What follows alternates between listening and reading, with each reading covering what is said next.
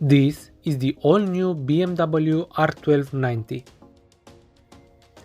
The basic layout is similar to the current model, coming with a tubular space frame with bolt-on rear subframe.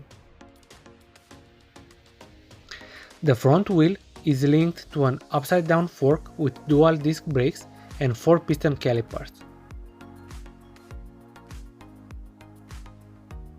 A single-side swing arm holds the rear, and power goes through a driveshaft rather than a chain. Both wheels are spoked and measure 17 inches in diameter, just like today's bike. As with the current nineT, the R12 nineT will likely be offered in a variety of form factors, including scrambler-style versions and possibly a basic pure version.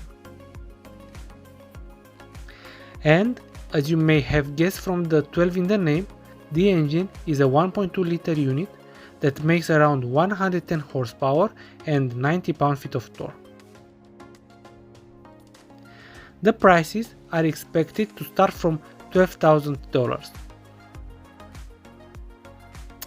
Guys, if you like it, please subscribe. Thanks.